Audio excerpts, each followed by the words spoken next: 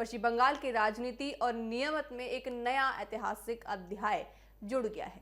कल शाम हुए बड़े घटनाक्रम के बाद जनसंख्या के संस्थापन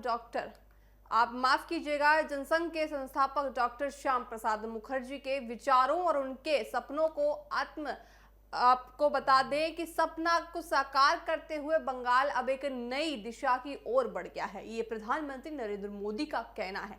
आज का दिन बंगाल के इतिहास में बेहद खास है क्योंकि राज्य अब भव्य और माहौल से पूरी तरह मुक्त हो गया है। आपको बता दें कि जो बहक के माहौल में पश्चिम बंगाल करीबन 15 सालों से जी रहा था वो अब मुक्त हो गया है।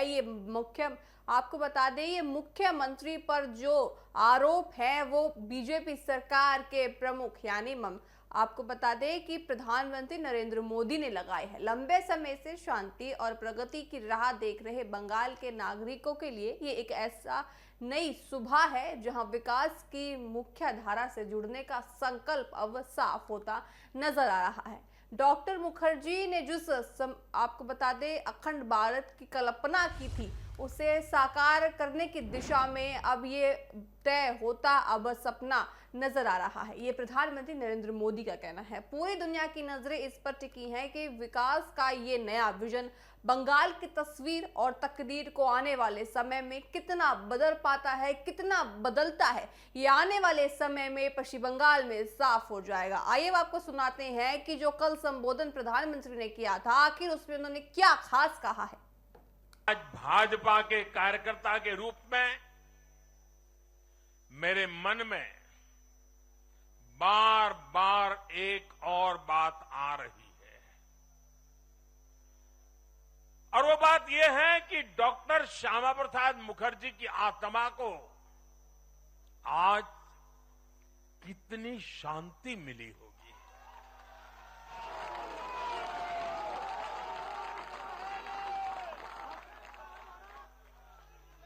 उन्होंने 1951 में जनसंघ की स्थापना करके प्रत्येक कार्यकर्ता को संदेश दिया था कि देश के लिए जीना है और देश के लिए मरना है। उन्होंने अपने जीवन से साबित किया कि राष्ट्र सर्वोपरि का मंत्र लेकर चलने वाले अपना जीवन देने में एक पल का भी संकोच नहीं करते। साथियों, डॉक्टर मुखर्जी ने पश्चिम बंगाल को भारत का हिस्सा बनाए रखने के लिए एक बड़ी लड़ाई लड़ी थी। उन्होंने जिस सशक्त और समृद्ध बंगाल का सपना देखा था वो सपना कई दशकों से पूरा होने का इंतजार कर रहा था।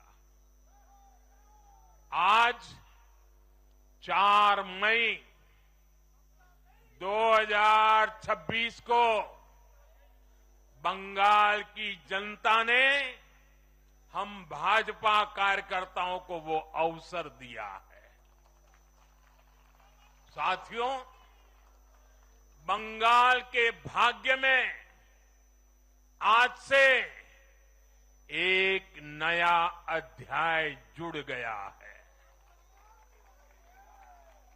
आज से बंगाल भय मुक्त हुआ है।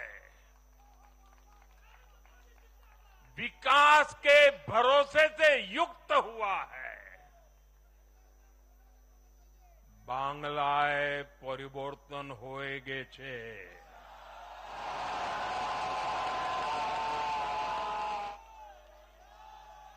साथियों, इस जीत के साथ साथ वंदे मातरम के 150वें वर्ष में भारत माता को और ऋषि बंकिम जी को बंगाल के लोगों ने अपना सादर नमन प्रेषित किया है। योगीराज श्री अरविंदो को भी मतदाताओं ने ऐतिहासिक श्रद्धांजलि दी है। साथियों, बंगाल में हमारे कितने ही कार्यकर्ताओं ने अपना जीवन इस जीत के लिए समर्पित किया है। भाजपा की कितनी महिला कार्यकर्ताओं को तमाम अत्याचार सहने पड़े हैं। आप कल्पना नहीं कर सकते कि केरल में और बंगाल में भाजपा के हर कार्यकर्ता को कितनी मुसीबतें झेलनी पड़ी है, उन पर कितने जुल्म हुए हैं, कितने अत्याचार हुए हैं। मैं आज बंगाल में भारतीय जनता पार्टी की सफलता का श्रेय ऐसे सभी कार्यकर्ताओं को, उनके परिवारों को देता हूं। मैं जीत बंगाल की जनता को समर्पित करता हूं।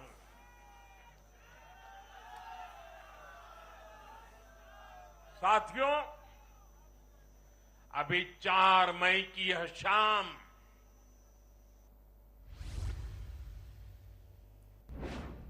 पश्चिम बंगाल का भविष्य और पश्चिम बंगाल की राजनीति अब बदल गई है। ये प्रधानमंत्री नरेंद्र मोदी का साफ तौर से कहना है कि जो इस बार पश्चिम बंगाल में भाजपा की सरकार बनी है, अब पश्चिम बंगाल में एक सूरज का उदय माना जा रहा है।